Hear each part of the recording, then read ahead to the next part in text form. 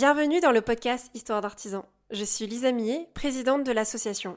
Nous avons à cœur de valoriser l'innovation et le savoir-faire des artisans d'art. Je suis fière d'annoncer notre collaboration avec la Fondation Bettencourt-Schuller pour une série spéciale, Des ailes au talent, qui met en lumière des lauréats du prix Liliane Bettencourt pour l'intelligence de la main. Chaque semaine, jusqu'à fin octobre, découvrez des histoires inspirantes d'artisans d'exception. Retrouvez plus d'infos en description. Belle écoute!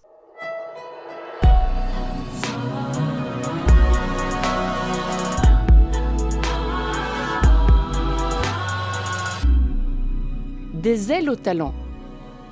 Je vous propose de faire connaissance avec des artistes qui maîtrisent les techniques et savoir-faire des métiers d'art. Des ailes au talent, c'est une série de portraits de femmes et d'hommes dont le talent et le parcours méritent d'être racontés. Des portraits littéraires. Nous avons choisi de donner la parole à des écrivaines et à des écrivains.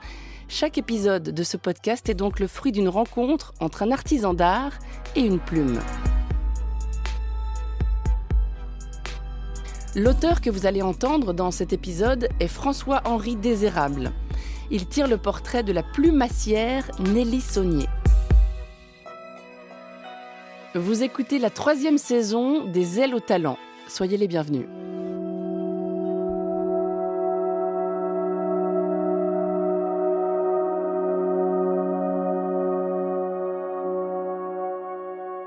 Quand Nelly Saunier m'a parlé de son enfance, j'ai songé à Camus. En novembre 1957, quelques jours après qu'on lui a décerné le prix Nobel de littérature, Albert Camus écrit une lettre à un certain Louis Germain. Louis Germain, c'est l'instituteur qui lui a appris à lire et qui, plus tard, pour le préparer au concours d'entrée au collège et lycée, lui a donné des leçons gratuitement. C'est une lettre magnifique, bouleversante, où Camus paye sa dette envers son vieux professeur, où il lui assure que sans lui, sans cette main affectueuse qu'il avait tendue au petit enfant pauvre qu'il était, sans son enseignement et son exemple, rien de tout cela ne serait arrivé. Moi, on m'a quand même dit des choses terribles quand j'étais petite.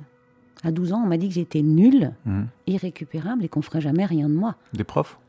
Le maître d'école, le directeur de l'école. Donc, c'est quand même pas quelque chose d'anodin. Je pense que...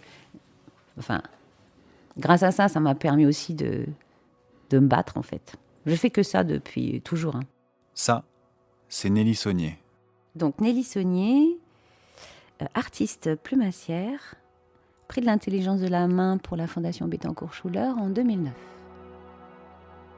Tout le monde n'a pas eu la chance de croiser un monsieur Germain sur sa route.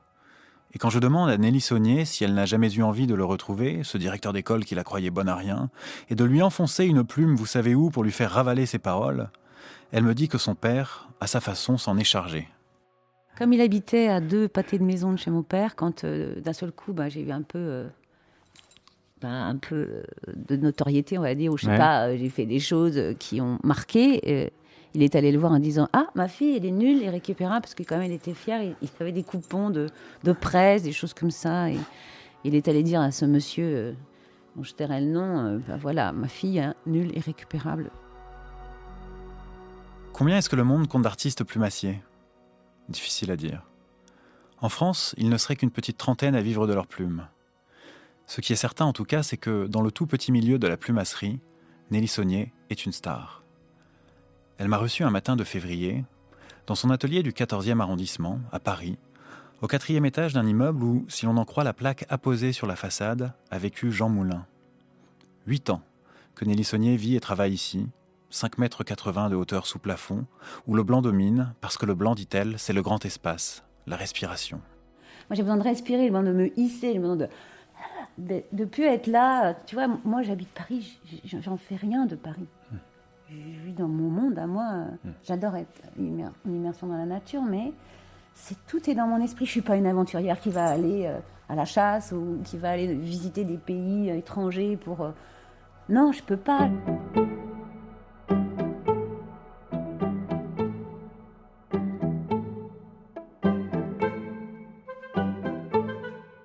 D'abord, trouver les plumes, ce qui n'est pas une mince affaire.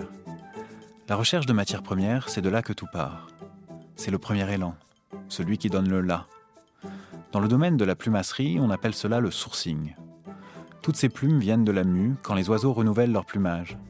Au fil des ans, Nelly Saunier s'est constitué un réseau d'éleveurs qui lui fournissent les plumes sans quoi rien n'est possible. À partir de là, elle examine leur forme, leur couleur, leur quantité aussi. Un miracle se passe. Comme le disait à propos du style un écrivain, elle arrache une idée au ciel où elle se mourait d'ennui. Mais ces plumes, il faut les laver, les sécher, les numéroter, les stocker dans des caisses qui s'empilent les unes sur les autres, du sol au plafond. Pour se rappeler où chaque plume est rangée, Nelly Saunier en tient scrupuleusement la liste, dans 2 carnets qu'elle n'ouvre jamais en public, mais pour nous, en exclusivité, elle a accepté de nous en lire quelques pages.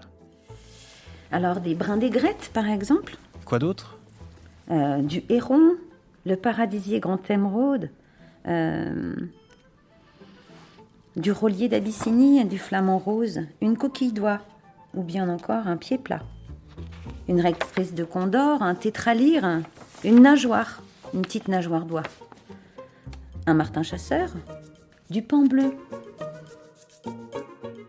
La liste n'est pas exhaustive. Dans son atelier, on ne trouve pas que des plumes. On y trouve aussi de la colle et des pinces en tout genre, des ciseaux de toute taille, des couteaux de toute forme. Voilà un couteau à pareil pour dégarnir les culots des plumes. Et en voici un autre à la lame émoussée, pour les friser. En montant, la plume est musicale, tu vois. Un grand classique.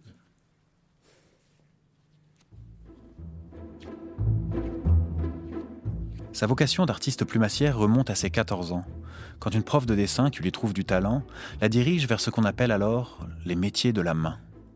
J'ai 14 ans et je découvre ça et je dis il n'y a pas de mots, c'est juste que je dois faire. Parce que c'est en lien avec tout ce que j'aime, la couleur, la texture, la douceur, la matière, la symbolique même des oiseaux. Moi, j'avais qu'une envie, c'était de m'échapper des forces terrestres, en fait. Des forces terrestres, parce que, toujours perché dans mes arbres, ou toujours perché dans ma tête, ou à part, pas comme les autres, forcément. On est des enfants, pas très choyés. Donc, faut se créer son monde à soi, L'année d'après, elle rentre à Octave Feuillet, un lycée professionnel où elle reste 3 ans, où elle excelle et où la plume devient la grande affaire de sa vie. Être aussi bien dans le détournement que dans l'utilisation d'une plume pour la représentation qu'elle est profondément, c'est-à-dire la référence à l'oiseau, c'est déjà fascinant. Parmi ses clients, il y a le monde du design, il y a celui du cinéma, celui du spectacle, celui de la haute joaillerie. Et puis bien sûr, il y a celui de la mode. Et dans la mode... Jean-Paul Gaultier. Ici, je dois faire une petite parenthèse showbiz. Il y a quelques années, j'ai rencontré Amanda Lear. J'avais 25 ans, elle, je ne sais pas, elle a toujours fait mystère de son âge. Et puis à quoi bon parler d'une chose qui change chaque année ? Nous nous sommes liés d'amitié, nous prenions souvent des cafés, elle me racontait sa vie, ses soirées avec les Rolling Stones, ses dîners avec Berlusconi, sa rencontre avec Dali. Elle était exubérante, amusante, généreuse, bref, Amanda Lear. Un jour, elle me propose de l'accompagner au défilé de son ami Jean-Paul. Et moi, ne connaissant rien à rien et surtout à la mode, je demande « Jean-Paul qui ?» Jean-Paul Gaultier. Une berline nous dépose au Grand Rex où a lieu le défilé. Les flashs crépitent. Pour me donner une contenance, je chausse des lunettes de soleil. J'entends des « Amanda, Amanda !» Et puis on nous invite à prendre place au premier rang. Évidemment au premier rang. Où qu'elle aille, où qu'elle soit, Amanda Lear est toujours au premier rang. J'ai donc Amanda Lear à ma droite, je tourne la tête à gauche. Catherine Deneuve. Et devant moi, une bonne vingtaine de photographes qui nous mitraillent en se demandant « Mais c'est qui ce jeune couillon entre ces 2 monstres sacrés ?» Puis le cirque s'arrête, le show commence, les mannequins défilent. Dans mon souvenir, certains ont des plumes. Ce sont celles de Nelly Saunier. La rencontre avec Jean-Paul Gaultier s'est faite par hasard. La plumassière fait sa connaissance dans une soirée, ou plutôt non. À cette soirée, elle fait la connaissance d'un producteur et ami du couturier qui lui dit « Vous êtes plumassière, hein, c'est rare ça, vous devriez appeler Jean-Paul Gaultier. » J'ai dit « Ah bon ?» Il dit « Je vous donne son téléphone. » Il adore les plumes, Jean-Paul. Et donc Nelly appelle Jean-Paul, Jean-Paul invite Nelly.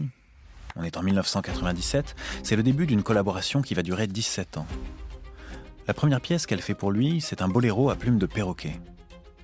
Elle travaille jour et nuit, et quand je dis jour et nuit, ça n'est pas qu'une expression.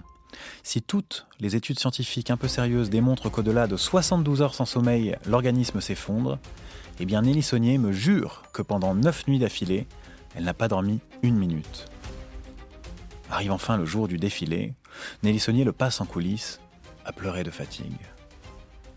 À déambuler dans son atelier, à voir ses créations, nous, c'est de beauté que l'on pourrait pleurer.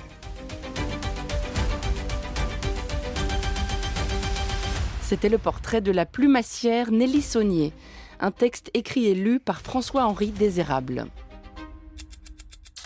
Des ailes au talent est un podcast de la Fondation Bettencourt-Schuller, réalisé par le studio Radio France en collaboration avec les éditions Gallimard.